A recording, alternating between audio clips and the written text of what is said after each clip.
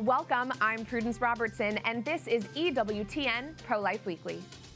Surge of pro-life laws. We take a look at Republican-led states making progress to defend the unborn by advancing new laws that limit abortions. We're joined by EWTN contributor and former EWTN Pro-Life Weekly host, Catherine Hadro, and State Policy Director at the Susan B. Anthony List, Sue Liebel. Pro-abortion media targets medical field. A recent AP article claims an increase in pro-life laws nationwide has led to a lack of options for medical students who want to become abortionists. I speak out against their claim that abortion is healthcare. Helping mothers in need. A pro-life organization in Florida is preparing for its 24-hour fundraising event aimed at helping mothers and children. We speak to Scott Bayer, CEO of Community Pregnancy Clinics, who tells us why you should consider donating.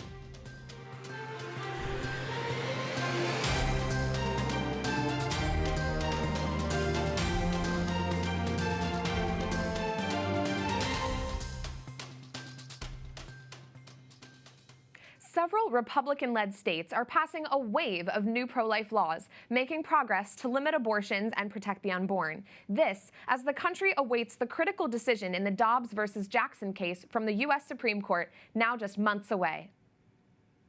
There we go. Florida Governor Ron DeSantis is the latest Republican governor to limit abortions. This will represent the most significant protections for life that have been enacted in this state in a generation. Florida's new law makes the state one of several, including Arizona, Kentucky, and Mississippi, to limit most abortions after 15 weeks. And in Oklahoma, this is what democracy looks like. Pro-abortion protests flared after lawmakers approved a near-total ban on abortion. We want to outlaw abortion in the state of Oklahoma. Oklahoma's new law makes performing an abortion a felony, punishable by up to 10 years in state prison, a fine as high as $100,000, or both, with no exceptions for rape or incest. Pro-abortion advocates there argue that this new limit on abortions is a result of momentum on the national level to protect more babies from death by abortion, in particular by the Supreme Court. Last year, the Supreme Court upheld Texas's heartbeat law, which limits most abortions after about 6 weeks of pregnancy. In response, at least 8 other states moved to enact similar bills that protect babies from abortion as soon as you can hear their heartbeat. Oh yay, oh yay, oh yay. The Supreme Court is now poised to issue what could be its most consequential decision on abortion in nearly 50 years. The justices will issue a ruling by the end of June on Mississippi's Gestational Age Act, and will answer the question of whether or not this 15-week limit on abortion is in fact constitutional. A favorable ruling in this case could mean that state legislators will have more power to pass humane, common-sense laws protecting babies earlier in pregnancy. If the Supreme Court lets the law stand, it would overturn the precedent set by Roe v. Wade, which currently mandates abortion on demand with no limits. States like Florida, Arizona, and Kentucky, by advancing 15-week limits on abortion, are signaling they believe the court will rule in favor of Mississippi's law. It's also possible the Supreme Court could strike down Roe v. Wade completely, clearing the way for states to pass any and all laws protecting the unborn. And joining me now to discuss is our show's founding host and EWTN News contributor, Catherine Hadro, and Sue Liebel, State Policy Director at the Susan B. Anthony List.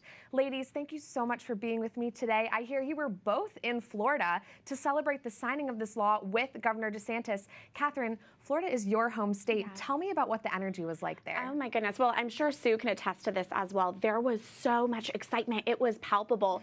500 to 700 people, it's estimated, were in there, packed into this bill signing. Wow. People who were involved in this legislation have been hoping for this and praying for this for a long time. And I will tell you, this feeling that was there was like, finally we got this across the finish line. I think people, many viewers, might be surprised to hear that Florida has long allowed and permitted late-term abortion up until this point. People would be surprised to hear that because there have been pro-life Republican governors sitting in, the governor's chair for many years now, and yet it's taken this long to get late-term abortion banned in the state starting July 1st. So this is huge, great news, a feeling of relief and great celebration. Yes, yes. And Sue, 2 to that point, despite the fact that Florida is a fairly conservative pro-life state, it's also been ranked to have the third highest number of late-term abortions in recent years among the states that report. Can you explain how that could be possible and how this new law is hopefully going to change that? I know it's shocking, isn't it? It's been something that we have been trying to talk to the legislature there for several years now. And I think the Dobbs case bolstered them into action this year with the idea that the Supreme Court may be, maybe overturning Roe or changing abortion as we know it in the United States. So I think that gave them some courage. There's a couple things going on there. One is, though, we have to recognize that the Florida State Supreme Court, so the Supreme Court of the state of Florida, made a bad decision, in my opinion, many years ago and found the right to privacy in that state. So it's been hard for the legislature since then to pass more restrictions on abortion in the state of Florida. So it has to do with the standing court decision in that state. I would also tell you that while there have been, Catherine mentioned, there have been Republican governors, it's actually been the legislature that maybe is a little bit more moderate on the subject of abortion. I see. Not so this year, however, I have to say I've watched this for 4 years at least. I've watched every step this year, and they found their muscle. They found their voice. And the House and Senate in Florida, the members of the legislature, really worked hard to get this passed. And they really found their pro-life voice this year. I'm very proud of the work that they did, and I hope to see more from them in the future. So important and so good. And Catherine, you recently spoke with these state legislators in Florida, talking to them about how they pushed forward this bill, how they, sort of bucked these Supreme Court precedents in passing this bill. Tell me what you heard from them. Yes, it was very insightful. And I recently had the chance to interview Representative Aaron Grawl, who is the state representative who sponsored this, and State Senator Kelly Stargell, who was the Senate sponsor of this bill. And something that came up a lot in speaking with people behind the scenes who are working on this legislation was what Sue mentioned, was that state Supreme Court precedent that in Florida there's this so-called constitutional right to privacy that has long been interpreted to protect abortion in the state. Here's the difference now. Governor DeSantis has recently appointed 3 Florida State Supreme Court justices onto the bench. And so when this law goes into effect July 1st, many people are expecting there will be a lawsuit that takes this to the courts. But this time, people are hopeful that this constitutional right to privacy will be interpreted differently into the state. But these legislatures, they echo that this was a team effort to get this across the finish line, and there's a lot of hope and optimism regarding the state Supreme Court. Love it. And Sue, could you speak to the role of state legislators as a whole on this issue of abortion? How does the work that these legislators do in states like Florida, Arizona, Mississippi, how does it impact the national conversation? Actually, what a lot of people may not realize is it impacts the actual conversation itself. Roe versus Wade, we all think about the United States Supreme Court. But if they overturn that, they'll give it back to the states, and it will be, in fact, the state legislators who will be making this decision.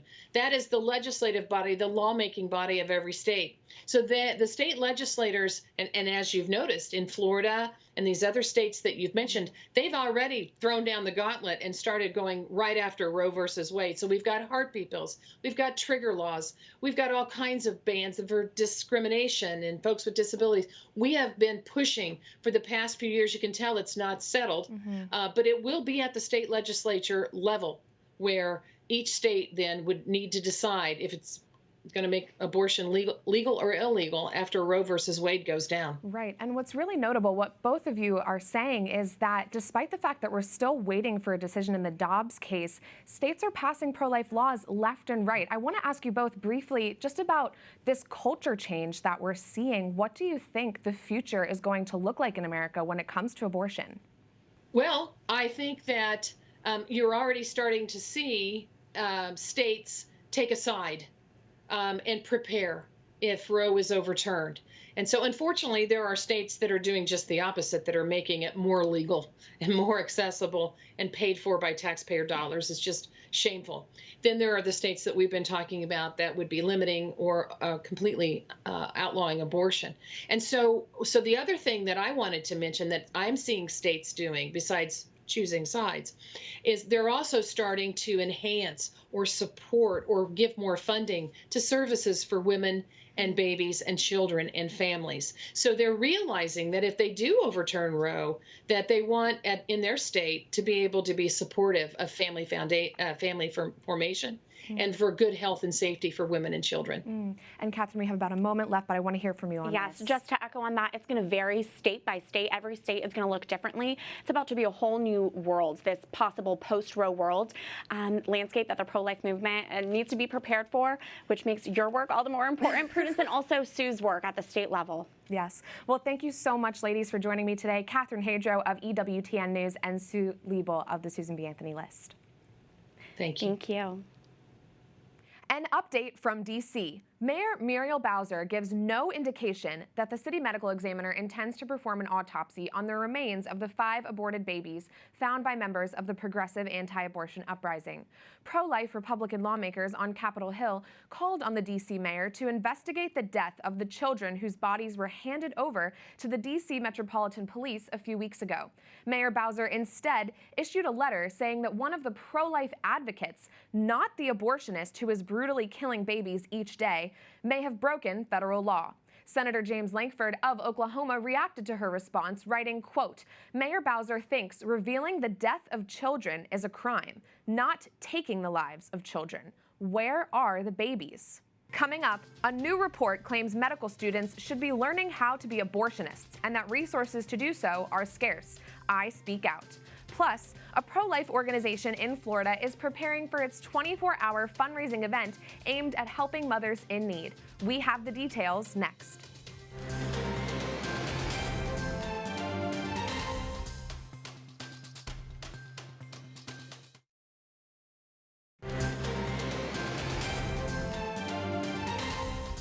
Welcome back to EWTN Pro-Life Weekly. I'm Prudence Robertson.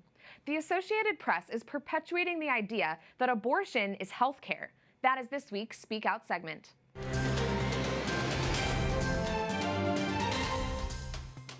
A recent AP article is titled Abortion Training Under Threat for Med Students. The piece suggests that the recent surge in pro-life laws we have been discussing on this show has resulted in a lack of resources for budding med students who want to know how to perform abortions. The piece attempts to equate the killing of babies by abortion with real, necessary medical procedures, such as appendectomies and colonoscopies.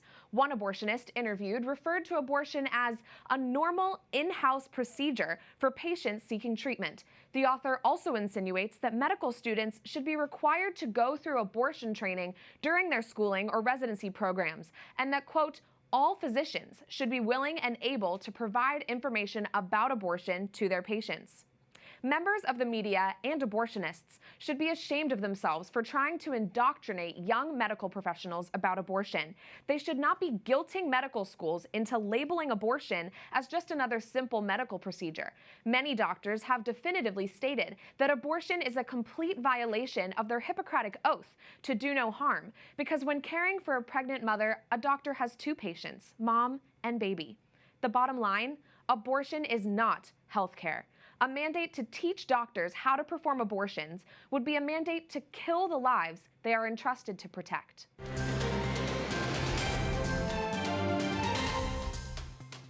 Community Pregnancy Clinics in Florida is launching a 24-hour fundraiser next week. That is this week's Pro-Life Focus. This virtual fundraiser is happening for 24 hours only from Tuesday, April 26th to Wednesday, April 27th. The proceeds from this dollar-to-dollar match event will immediately go to providing expectant mothers with life-affirming resources such as ultrasounds, abortion pill reversal, and information about adoption. You can join in the fundraiser on April 26th by going to www.supportcpci.com for instructions on how to donate. And joining me now to discuss this is Scott Baer, CEO of Community Pregnancy Clinics.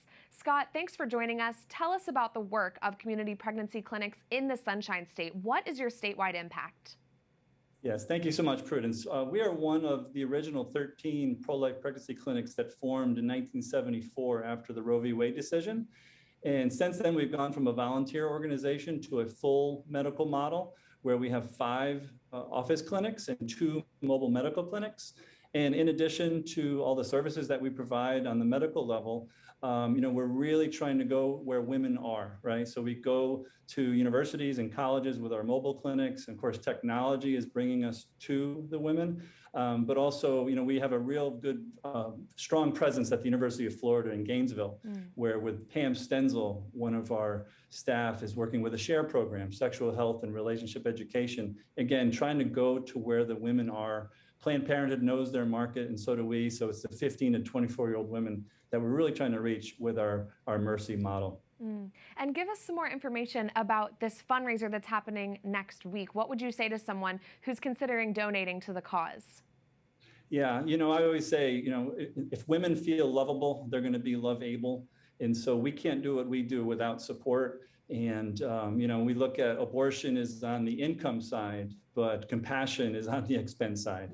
So everything we do is free. We provide 3 years of material services for the women after the baby's born. We walk with the woman. And of course, that takes resources. We know Planned Parenthood is well funded.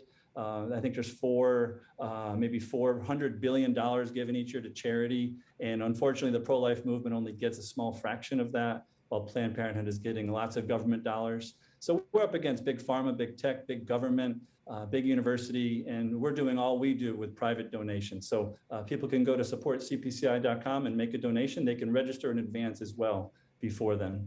That's wonderful. And can you speak a little bit about your personal role at community pregnancy clinics? What inspires you to work with this organization and to meet women where they're at, like you're saying?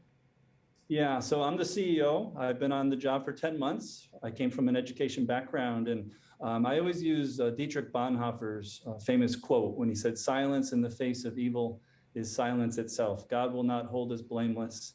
To not act is to act, and to not speak is to speak." So again, we're just trying to be the arms and the hands and the voice of Christ for these women as they come to our doors. And I think it's probably the most important thing we can do in opposition to the greatest human rights abuse of our day. Amen. And I want to get your thoughts on the fact that abortion is a topic that's currently front and center in politics and in policy, going all the way up to the Supreme Court with the Dobbs case. How does this impact the work that you all are doing on the ground for the people of Florida each day? Absolutely. Yeah, we're blessed. HB 5 just passed here in Florida. A lot of people don't realize that Florida is we have the third most abortions in the country after California and New York. So this is really a hotspot for pro-life versus abortion activities. But again, the 15-week bill is great. We should celebrate. I thank Governor DeSantis and the state legislature that passed that. But as we know, 80% of all abortions happen before 15 weeks. So we can't keep our eye off the ball. We want to go to that, from conception to natural death, protecting life, and we're moving towards that. So it's an exciting time to be part of the pro-life movement. And last, I would just say, policy and law is really downstream from culture. And so this is a matter of the heart, and we're trying to go every day to reach the hearts and minds of those that we care for. And, that's how we're going to end abortion, one life at a time. And we have about a moment left. What would you say to a woman in Florida who finds herself pregnant and does not know where she should go? Yeah, I think the biggest thing we could say is that we are here, not only us, but other great organizations. There's so many resources out there to help you make the decision that's best for you and your baby. So don't make a decision without seeing what resources are available, because we're here for you, and other great organizations are here for you as well. And together we can walk through whatever crisis you're going through. Thank you, Scott, so much for speaking with us. A reminder to our viewers to go to www.supportcpci.com to donate during next week's fundraiser. And that does it for this edition of EWTN Pro-Life Weekly. I'm Prudence Robertson. Until next time, we'd love to hear from you. Find us on social media at EWTN Pro-Life on all social media platforms. Twitter, Facebook, Instagram, we're there. You can also send us a message by emailing prolifeweekly@ewtn.com. We love to hear from you. Remember, life is a gift. Your life is a gift. God bless.